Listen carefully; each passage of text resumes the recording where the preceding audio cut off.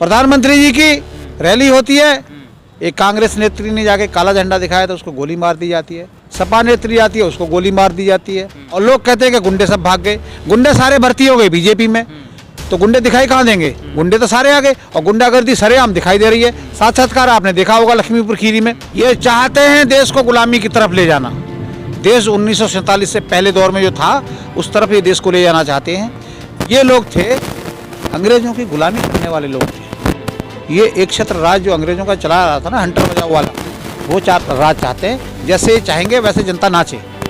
कितने देश के हमारे संस्थान बेच दिए भाई, रेल बेच दिया, भेल बेच दिया, तेल बेच दिया, सबको सड़कें बेच दी, पानी बेच दिया, इतनी इंडस्ट्रियाँ थी सारी बिक गई, सारे पेपर लीक हो जाते हैं। बच्चों की एज बढ़ती चली जा रही है, ठीकरा फोड़ करके कि पेपर लीक हो गया, कुछ गलत ना हो जाए। पारदर्शी के नाम पर युवाओं के भविष्य से खिलवाड़ कर रहा है। और ये जय श्री राम हर हर वो मोदी जी और योगी जी के नारे लगाता रहे है, बीजेपी जिंदाबाद। ये चाहते हैं लोग, ये आरएसएस की विचारधारा वाले लोग हैं। जो संकट आया है देश पर, जो हमारी माइनस लाशों को याद किया जाएगा, बिल्कुल किया जाएगा। जो जेसीबी से लाशों को दबाया गया था, हवा से जब चिड़ी से कफन जब उड़ने लगे थे तो कफनों को भी उठा के ले गए थे ये लोग। क्या हुआ? अरे ये जुमलेबाज है यार, कुछ भी कह लो।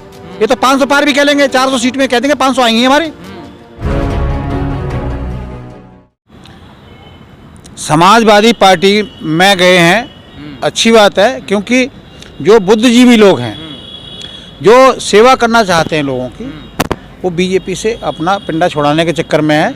डूबता हुआ जहाज है बीजेपी रिपीट नहीं हो रही है दोबारा से, सबको लग रहा है, सब भांप लिया लोगों ने। जब भाड़े की भीड़ इकट्ठी कर रहे हैं और फिर भी ये इनके मैदान खाली पड़े हैं, कुर्सी खाली रहती हैं, इसलिए सभी लोगों को पता है अब बदलाव की लहर चल रही है। जनता बदलाव चाहती है, युवा बदलाव चाहता है। महिलाएं जो हैं असुरक्षित महसूस कर रही हैं इस राज में, योगी राज में। आप देखिए संविधान में कहाँ लिखा हुआ है कि कोई आप विरोध नहीं कर सकते। प्रधानमंत्री जी की रैली होती है, एक कांग्रेस नेत्री ने जाके काला झंडा दिखाया तो उसको गोली मार दी जाती है, सपा नेत्री आती है उसको गोली मार दी जाती है। बलात्कार हो रहे हैं, दिन दहाड़े बलात्कार हो जाते हैं। हाथरस कांड में रातों रात में बेटी को जला दिया जाता है, उसको परिवार को मुखाग्नि देने तक का उसको मौका नहीं दिया जाता है। तो ये चीज़, ऐसे कितने कांड हैं। लखीमपुर खीरी में महिला का चीरहरण हो रहा है। तो ये सब लोग, जनता देख रही है, गाड़ी चढ़ाई जा रही है, किसानों पर पीछे से रौंदा जा रहा है सरेआम, और लोग कहते हैं कि गुंडे सब भाग गए। गुंडे सारे भर्ती हो गए बीजेपी में, तो गुंडे दिखाई कहाँ देंगे? गुंडे तो सारे आ गए और गुंडागर्दी सरेआम दिखाई दे रही है। साक्षात्कार आपने देखा होगा लक्ष्मीपुर खीरी में, है, मैं खुद गया हूँ। इतना दर्दनाक सीन था उन डेड बॉडियों को देख करके, कितना भी पत्थर दिल होगा वो पिघल जाएगा। लेकिन उस पर भी हमारे प्रधानमंत्री मोदी जी ने 2 शब्द संवेदना के नहीं व्यक्त किए, 2 शब्द नहीं बोला। मौन क्यों रहते हैं? चाहे वो धर्म संसद के नाम पर मुसलमानों की नरसंहार की बात की जाती है, तब भी प्रधानमंत्री मौन होते हैं। 700 किसानों की शहादत हो जाती है, तब भी प्रधानमंत्री मौन होते हैं। जब किसानों पर गाड़ियां चढ़ा दी जाती हैं, उनके मंदिर चढ़ा देते हैं, तब भी मोदी मौन होते हैं। ये चाहते हैं देश को गुलामी की तरफ ले जाना। देश 1947 से पहले दौर में जो था उस तरफ ये देश को ले जाना चाहते हैं।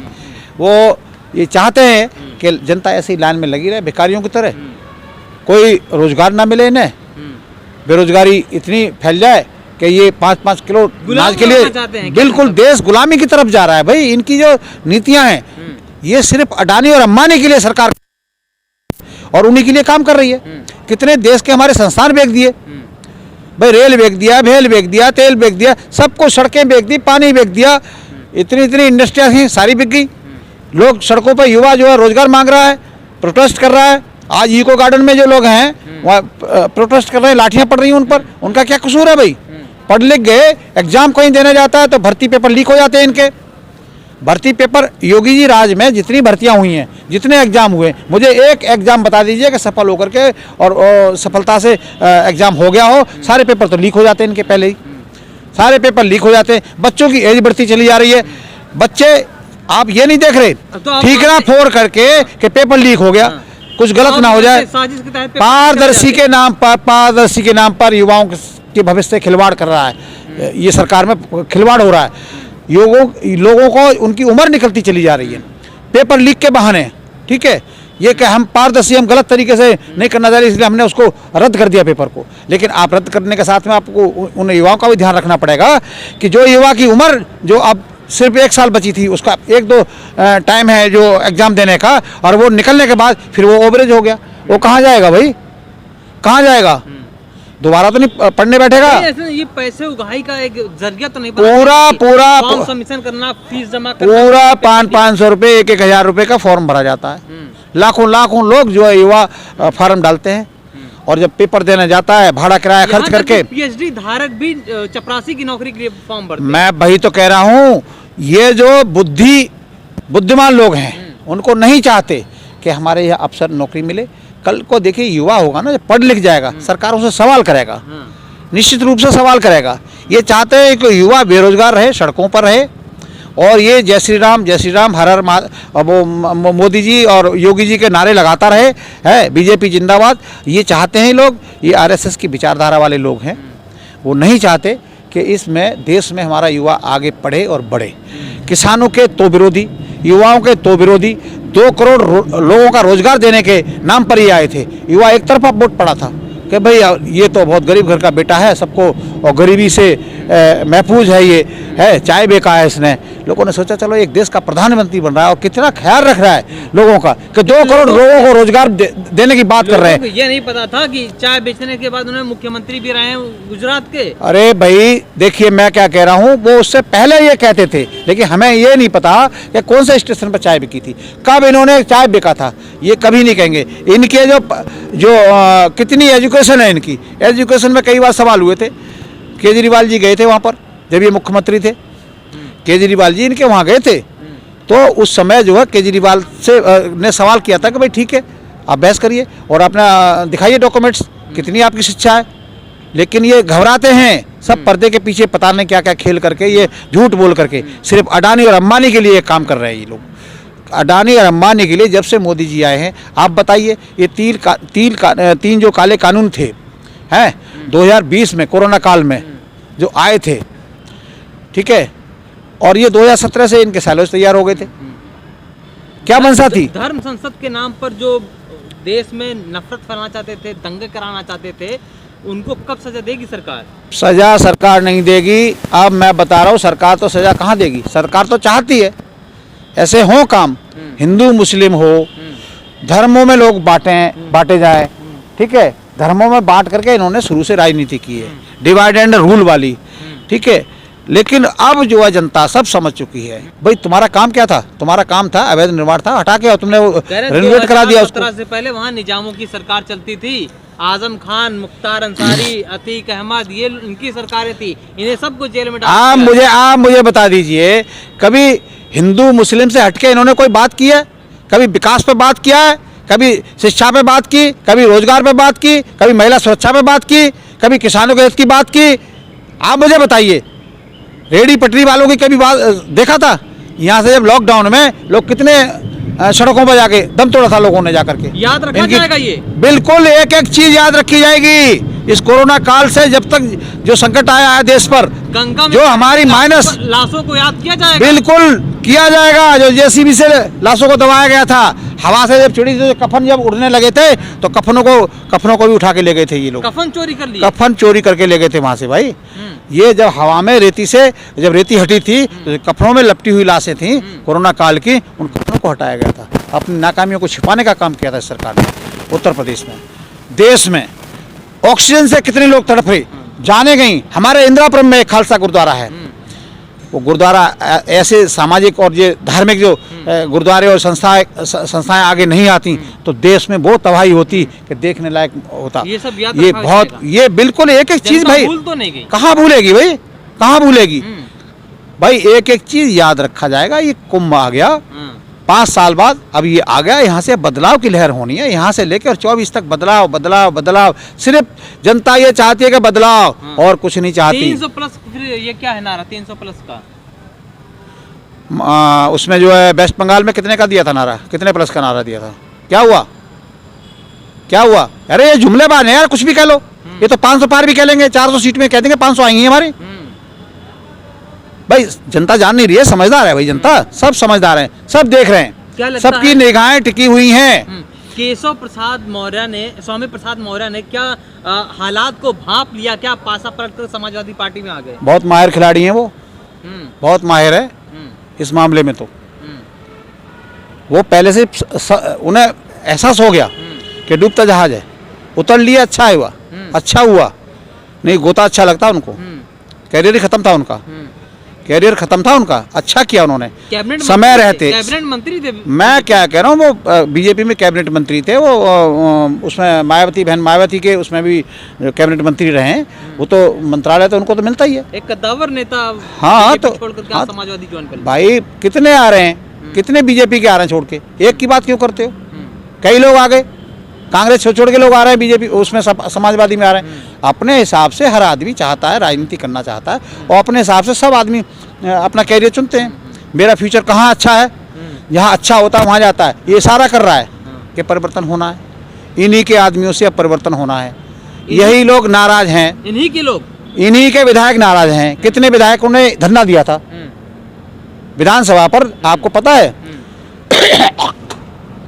कितने लोगों ने, कितने विधायक इनके और इनके खिलाफ बैठे थे, योगी जी के कारनामे अच्छे होते तो उन्हीं का आदमी और प्रोटेस्ट कर रहा है उनके खिलाफ।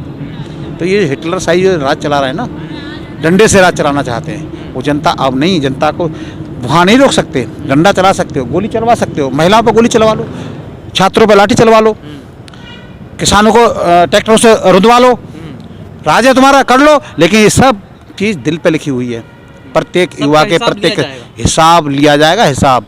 और अब 2022 आ गई, किसान जो है डबल आय का हिसाब मांगेगा इनसे। जो 2000 में गेहूं बिकता था, चुनाव का चेहरा कौन है बीजेपी में अगर देखा जाए? क्या योगी आदित्यनाथ को दिखाकर चुनाव लड़ा जा रहा है प्रधानमंत्री मोदी? भाई देखिए, पहले कहाँ थे योगी, पहले क्यों हिम्मत नहीं जुटा पाए थे योगी? 2017 में योगी का चेहरा बना के उतारते ना, इनको उतारते, और अब देखो उतारा है चेहरा। ठीक है, इनके अंदर ही अंदर छुरी कैसी चल रही है इनमें, अमित शाह के और मोदी जी में नंबर नहीं सेट हो पा रहे, मोदी जी के और योगी जी के नंबर सेट नहीं हो पा रहे, इनमें रेस लगा हुआ है।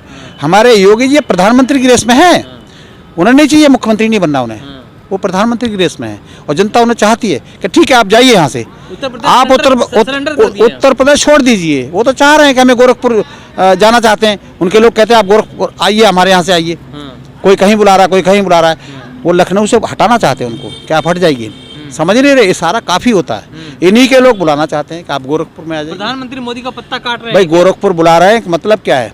प्रधानमंत्री पत्ता काट रहे हैं? अरे हो ही रहा है यार, दिख नहीं रहा। दिल्ली में मेट्रो में मुख्यमंत्री तो और भी हैं, अरे भाई वहाँ का क्यों नहीं लगा देते उनका? उत्तराखंड में भी तो इनकी सरकार है, वहाँ भी चुनाव है, बीजेपी की सरकार है ना वहाँ, उन मुख्यमंत्री से क्यों दुष्भावना करते हैं भाई? इन्हीं का फोटो क्यों चमकाया जा रहा? काम किया उन्होंने, क्या काम किया है? गिनाओ मुझे, धरातल पे कोई काम गिनाइए। तो रहे कि 5 एयरपोर्ट उन्होंने बना दिए, अंतर्राष्ट्रीय एयरपोर्ट बना दिए हैं। कहाँ बनाए? फ्लाईओवर बना दिए। कहाँ बनाए भाई, कहाँ बनाए? पुरानी सरकारों के फीते काटे इन्होंने अब तक। जहाँ आप खड़े हैं, ये मेट्रो जा रही है ना, ये पुरानी सरकार की देन थी। ये एलिवेटेड था ना गाजीपुर बॉर्डर से, ये पुरानी सरकारों का है, सबको पता है, जनता को पता है यहाँ किसने बनाया था, कब बना है ये। ठीक है, गाजियाबाद में मेट्रो जा रही है, जहाँ मुक्त कराया था, किसने कराया था, सबको पता है, सब जानते हैं। पुरानी सरकारों ने किसानों के लिए कितना गन्ना मूल्य बढ़ाया था, ये भी पता है, किसान याद रखेगा इस चीज़ को। इन्होंने कितना बढ़ाया वो भी संज्ञान में रखेगा। सबसे घटिया तीसरे नंबर दर्जा के मुख्यमंत्री साबित हुए हमारे योगी जी किसानों के लिए, किसानों के प्रति इनका। आज भी बता रहा हूँ, बिल तो वापस हो गए, हमारे मोदी जी ने जो है संविधान के नाम पर उन्होंने 2 शब्द दुख व्यक्त नहीं किया कि भाई 700 से 750 किसान शहीद हो गए। मुझे दुख है इस बात का, जिससे तो माफ़ी मांग ली उन्होंने, लेकिन किसानों के फिर भी विरोधी हैं। इन्होंने जो है, जो पहले तो हमने खेती बचाई किसानों ने, हमारे संगठन ने। मैं बाबा टिकैत का यूनियन से, मैं अलीगढ़ मंडल से प्रमुख महासचिव हूँ, मैं भारतीय किसान यूनियन टिकैत का, मैं अलीगढ़ मंडल से प्रमुख महासचिव हूँ।